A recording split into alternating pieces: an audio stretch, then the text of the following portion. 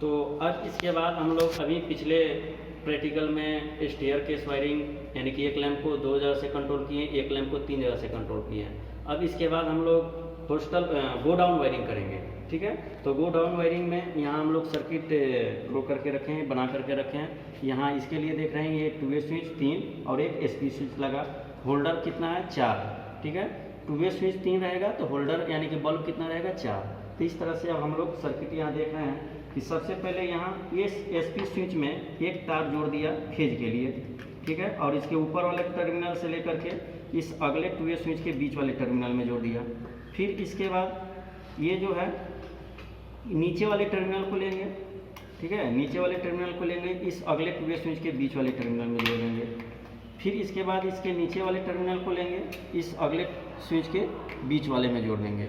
ठीक है, अब इसके बाद क्या करेंगे, इस लास्ट वाला लैंप को नीचे वाले टर्मिनल में, फिर इसके सेकेंड लास्ट वाला जो है इसके ऊपर वाले टर्मिनल में, फिर ये जो है ऊपर वाला टर्मिनल बचा हुआ है इस लैंप में, फिर ये जो टर्मिनल है इस लैंप में। अब सब लैंप का एक एक टर्मिनल यहाँ कॉमन करके न्यूट्रल निकाल दिया गया है। देखिए ये जो है इस लैंप का एक तार, फिर इस लैंप का एक तार, फिर इस लैंप का एक तार और इस लैंप का एक तार, यहाँ जो है न्यूट्रल निकाल दिया गया। तो इस तरह से हमें ये होस्टल गो डाउन वायरिंग बना। ठीक है, अब इसके बाद यहाँ हम लोग सप्लाई दे करके देखेंगे। ये ब्लैक तार जो होगा न्यूट्रल के लिए और रेड तार जो होगा फेज के लिए डालेंगे। तो फेज किस में जाएगा, स्विच में। और जब भी हम लोग कनेक्शन करते हैं फेज स्विच से ही कनेक्ट करते हैं। इसको जोड़ देंगे। अब इसके बाद इस सर्किट को फिर से एक बार देख लीजिए बढ़िया से। ये ऊपर वाले टर्मिनल जो है स्विच के बीच वाले टर्मिनल में। ठीक है, फिर नीचे वाला उठा करके इसके बीच में, फिर ये नीचे से उठा करके इसके बीच में गया, यहाँ तक काम खत्म।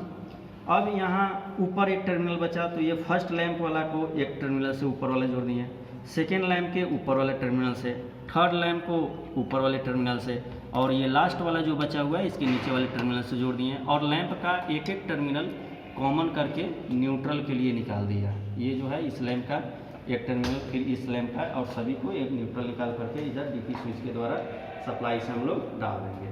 तो अब इसके बाद हम लोग यहाँ देखेंगे लैंप सप्लाई ऑन करके। ठीक है, तो ये तो ऑन हो गया। अब इसके बाद ये सर्किट को थोड़ा सा पलट करके हम लोग स्विच को ऑन करेंगे। अब इसके बाद यहाँ इस स्विच को ऑन करें। ठीक है, इसको भी खड़ा कर लेंगे, देखने में अच्छा लगेगा। इस स्विच को ऑन करेंगे, ये लैंप जल गया। ठीक है, गो डाउन में क्या करते हैं, आगे बढ़ते हैं, इस स्विच को ऑन करेंगे, ये जला, फिर इस स्विच को ऐसे करेंगे तब ये जलेगा। ठीक है, फिर इसके बाद ये ऑन करेंगे, ये जलेगा, फिर इस स्विच को ऑन करेंगे, ये जलेगा। फिर बाहर आना होगा, तो एक बार ऊपर, फिर इसको ऊपर, फिर इसके ऊपर, तब यहाँ से सभी लैंप को बंद हो जाएगा। फिर से एक बार देख रहे हैं, यहाँ इसको ऑन किए, ये फर्स्ट वाला जला, इसको डाउन किए, सेकेंड वाला, इसको डाउन किए तो आगे वाला जला, पीछे वाला बुझ गया, फिर इसको डाउन किए तो ये आगे वाला जल गया, पीछे वाला सब बुझ गया। इस तरह से हमेशा एक ही लैंप जलता है। फिर बैक आना है, ऊपर करें, ये बुझ गया, फिर इसको, फिर ये, इस तरह से पूरे लैंप हमारा बुझ गया। अब इसके बाद हम लोग करेंगे होस्टल वायरिंग। होस्टल वायरिंग में क्या होता है, ये इसमें सर्किट में हम लोग बना करके देखेंगे।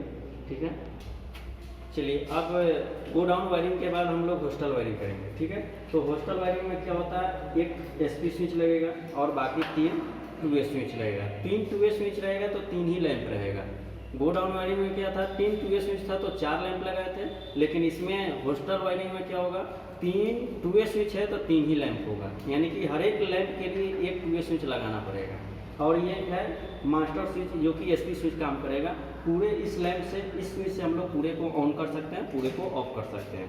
तो चलिए इसका सर्किट हम लोग एक बार देखेंगे इसमें कैसे किए हुए हैं, और ये जो है लैंप का देखेंगे। तो अब यहाँ से चल रहे हैं, सबसे पहले ये SP स्विच के नीचे वाले टर्मिनल से एक सप्लाई तार के लिए निकाल दिया, फिर यहाँ से एक जोड़ें और एक ऊपर और एक नीचे, यानी कि सभी को जोड़ते जाएंगे। ठीक है, नीचे वाला टर्मिनल इस नीचे वाले में, फिर इस 2 वे स्विच के नीचे वाले में, फिर यहाँ से उठा करके इस 2 वे स्विच के नीचे वाले टर्मिनल में जोड़ देंगे। फिर यहाँ से आएंगे तो एसपी स्विच के ऊपर वाले टर्मिनल से ऊपर में जोड़ दिए, फिर इसके बाद उठा करके यहाँ ऊपर वाले में जोड़ दिए, फिर यहाँ से उठा करके ऊपर वाले में जोड़ दिए। कहने का मतलब कि जितना जो एसपी स्विच से लेकर के 2A स्विच करके सबको नीचे वाला एक साथ जोड़ दिए और सबको ऊपर वाला एक साथ। अब क्या बच गया, यहाँ एक टर्मिनल, तो ये लैंप वाला टर्मिनल लेंगे इसमें बीच में, इस लैंप का एक टर्मिनल लेंगे इसके बीच में, इस लैंप का टर्मिनल लेकर के इसके बीच में जोड़ दिए।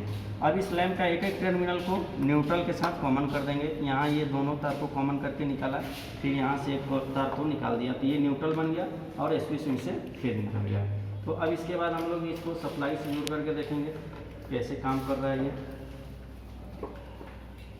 तो इसके लिए क्या करना पड़ेगा, सप्लाई देना पड़ेगा इसमें।